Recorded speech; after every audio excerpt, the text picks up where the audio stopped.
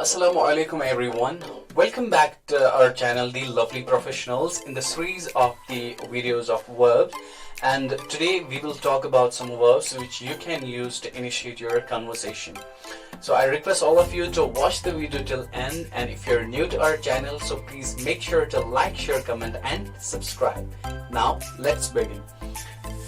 So the first verb here is hide. So hide का मतलब होता है छुपना या छुपाना. ओके तो हाइड का मतलब होता है छुपना या छुपाना. इसकी सेकंड फॉर्म है हिड, हिडन एंड हाइडिंग. फिर हम आगे जब हम दूसरे वर्ब की बात करते हैं, इट्स इनवाइट. इनवाइट मतलब होता है दावत देना. इसका मतलब है दावत देना या किसी को बुलाना. ठीक है. इसकी सेकंड फॉर्म है invited, third form is also invited and the fourth form is inviting. तो उसके बाद जो मैंने पिछले वीडियो में फ्लो की बात की थी, the flow is very important but it also distracts you. तो यहां पे हमें ध्यान रखना है. Even I do this, hit, hitted, hitted, hitting. ये मेरे साथ भी ऐसा बहुत बार हुआ है. बट एक फर्स्ट फॉर्म हिट है, सेकंड फॉर्म भी हिट है और थर्ड फॉर्म भी हिट है और फोर्थ फॉर्म हिटिंग है. तो यहां पे आप ध्यान रखा करें. जैसे कि एक और वर्ब है यहां पे मैं जिसकी तीनों फॉर्म सेम है, दैट्स पुट, पुट, पुट, और दूसरा है दैट्स कट, कट, कट. तो इन चीजों के साथ कटेड नहीं है या पुटेड नहीं है या हिटेड नहीं है. Okay, so they are all same, बस फोर्थ फॉर्म चेंज करनी है. ओके, फिर उसके बाद जब हम लीव की बात करते हैं, लीव का मतलब होता है छोड़ना. ठीक है. तो इसकी सेकेंड फॉर्म है left, third form is also left and fourth form is leaving. फिर उसके बाद हम देखते हैं इट्स लूज. लूज का मतलब होता है छोड़ना या खोना या हारना. So it depends upon the sense and it depends upon the situation how you are going to use it. तो ये जो है इसकी सेकंड फॉर्म है लॉस्ट, लॉस्ट, लूजिंग. यहां पे एक और बात मैं पहले फिर से क्लियर करना चाहूंगा कि ये जो हम वर्ब्स लिखते हैं, फिलहाल के लिए आप बस फर्स्ट फॉर्म जो है इस पे ध्यान दें, क्योंकि जो हमने पढ़ा है present simple, in that expression you are going to use the first form of the verb which will help you to make this sentences. तो यहां पे आप ध्यान रखा करें और इसकी ज्यादा से ज्यादा प्रैक्टिस करें. English language is not only about the knowledge. It depends upon your practice. It depends upon your capability of speaking, because we are talking about English speaking, not learning. यहाँ पे हमें इंग्लिश, मैं कोई grammar नहीं पढ़ा रहा हूं. I train you to speak English language. तो बोल तभी सकता इंसान जब उसकी प्रैक्टिस करेगा. धीरे धीरे धीरे धीरे ये जो वर्ब्स हमने लिखे हैं इनको इस्तेमाल करें. और ये आज आपने 3 सेंटेंस लिखे, कल 4 बनाएंगे, 5 बनाएंगे. It's a gradual process.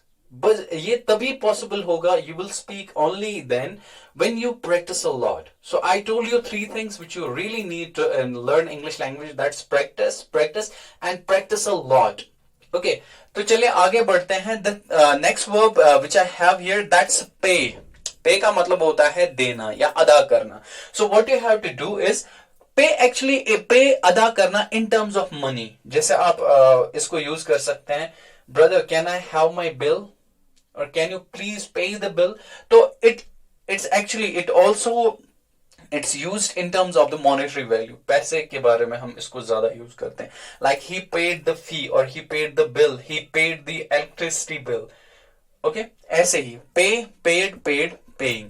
उसके बाद है make. Make जो है, make का मतलब होता है बनाना. ठीक है, या कोई चीज बनाओ या किसी को बेवकूफ बनाओ. So that's up to you किस सेंस में आप इसको लेंगे. Make का मतलब होता है बनाना. ठीक है, I make videos on English language. उसके बाद है सेकंड फॉर्म. ये जो रही इसकी सेकंड फॉर्म, ये है थर्ड फॉर्म और ये है फोर्थ फॉर्म. यहां पे जो है इसमें हम गलती करते हैं. It's mad, make, mad, making. ये मैड जो है इट्स MED, पागल, जिसको हम बोलते हैं पागल. तो ये जो है यहां पे हमें ध्यान रखना है. It's made, making, not mad. ठीक है, यहां पे इट्स मेड, मेकिंग. और उसके बाद ये जो रेड में मैंने लिखा है, इट्स ऑल्सो हैंग का मतलब होता है लटकाना या लटकना. ठीक है, जैसे कि एक मशहूर सेंटेंस है इसके बारे, hang my jacket on the wall और आई हैंग माई सेल्फ. मेरी जैकेट को दीवार पे लटका दो या मैं खुद को लटकाऊंगा. This is called the lake of knowledge and lake of practice. like a proverb is here, little knowledge is dangerous, नीम हकीम खतरे जान। तो ध्यान रखा करें जब भी आप इंग्लिश में कोई सेंटेंस बोले उसकी बहुत ज्यादा प्रैक्टिस करें, then it's going to be right and you're going to feel that confidence inside you while speaking। तो हैंग का मतलब होता है लटकना या लटकाना, इसकी सेकंड फॉर्म है हंग और थर्ड फॉर्म है हैंग्ड, फोर्थ फॉर्म है हैंग। आप इसको हैंग्ड भी लिख सकते हैं। और यहाँ पे एक और चीज जो मैं प्रीवियस वीडियो में जो एक मिस्टेक रही थी, दैट वाज प्रूव। प्रूव जो है इट्स प्रूव्ड, प्रूव्ड, प्रूविंग। आप इसको प्रूव, प्रूव्ड एंड प्रूवन भी लिख सकते हैं। थर्ड फॉर्म प्रूव्ड भी है, प्रूवन भी आप लिख सकते हैं।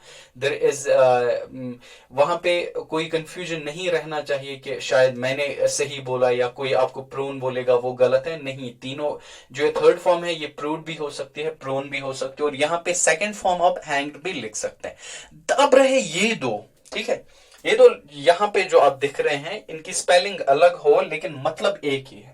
ड्राउन का मतलब होता है डूबना और सिंक का मतलब भी है डूबना। अब आप पानी में डूब रहे हो या किसी की आंखों में डूब रहे हो, दैट्स अप टू यू। तो वहां पे मेरा उसमें कोई दखल नहीं रहेगा। सिर्फ मैं इतना ही बता सकता हूं कि इसमें और इसमें डिफरेंस क्या है। डिफरेंस जब हम ड्राउन की बात करते हैं, डूबना, ये लिविंग थिंग्स के साथ इस्तेमाल होता है। जब कोई जानदार चीज डूब रही है तो उसको क्या करना है, उसको बचाने की कोशिश करनी है। लेकिन तब बचाने की कोशिश करनी है जब आपको खुद स्विमिंग आती है। अगर स्विमिंग नहीं आती है तो किसी को बुला सकते हैं, आप शोर मचा सकते हैं जो उसको बचाएंगे, ठीक है। हीरो बनने की कोई जरूरत नहीं है अगर आपको स्विमिंग नहीं आती है, ठीक है। तो जब कोई जानदार चीज डूब रही हो उसको देखिएगा नहीं, उसकी हेल्प कर रही है। लेकिन अगर आप उसके बारे में एग्जाम्पल बना रहे हैं तो इट्स ड्राउन। और जब कोई नॉन लिविंग चीज डूब रही हो, दैट इज सिंक, ओके। तो इसकी सेकंड फॉर्म है ड्राउंड, थर्ड फॉर्म है drowned and fourth form is drowning. यहाँ पे लास्ट में मैंने लिखा है सिंक। सिंक का मतलब भी हो डूबना, लेकिन जब कोई बेजान चीज, नॉन लिविंग चीज डूब रही हो, उसकी सेकंड फॉर्म है sank, sunk and sinking. So with this we have near about 30 verbs हमने लिखे, 30 और 25 यही है हमारे पास वर्ब्स। और I assume that all of you have many verbs. तो ये जो है नॉलेज गेन नहीं करनी है, इसको आप यूटिलाइज करेंगे। I will give you one example. जैसे हम पैसे की बात करते हैं, the money, if you save the money, it's only, for example I have 10,000 rupees है नहीं मेरे पास, फॉर एग्जाम्पल, तो मेरे पास 10,000 रुपए है। वो अगर हम उनको सेव करते हैं या बैंक में डिपॉजिट करते हैं तो वो 10,000 ही रहेंगे या मैं अपने पास रखूंगा। तो ये पैसा मुझे फायदा तब देगा when it will be in flow, ये कंटिन्यूटी में रहेगा। जब हम इसको इन्वेस्ट करेंगे किसी जगह तब हम इसके गेन्स देखते हैं। That is same case is with the knowledge. जितना आप नॉलेज को यूज करोगे उतना आप इसके बारे में कॉन्फिडेंट होते हो और उतना ही ये नॉलेज बढ़ती है। नॉलेज को छुपाने का कोई या तो ना कोई मकसद है, और अगर ये नॉलेज है ये अपनी ही जगह रहती है, फिर इसका कोई फायदा नहीं है। अगर आप चाहते हैं आप भी इससे फायदा उठाएं। और एक और जरूरी बात जो मैं यहाँ पे कहूंगा, I have seen lot of people who hesitate to speak English. Guys, if you will hesitate right now, you will never dare to speak again. तो यहाँ पे हेजिटेशन को छोड़िए। गलतियां होती है जब आप कुछ करते हैं। गिरता वही है जो दौड़ता है, जो रेंगेगा भी नहीं तो वो क्या गिरेगा। तो गिरने से ना घबराए, गलतियों से ना घबराए। जितनी गलतियां होंगी उतना ही ज्यादा आप सीखेंगे। But don't hesitate yourself and don't just be ignorant about the importance of English language. So you see the world is growing. It has become a global village. जो पूरी दुनिया है ये shrink हो गई है, सिमट सी गई है। That is because of the communication and the connectivity.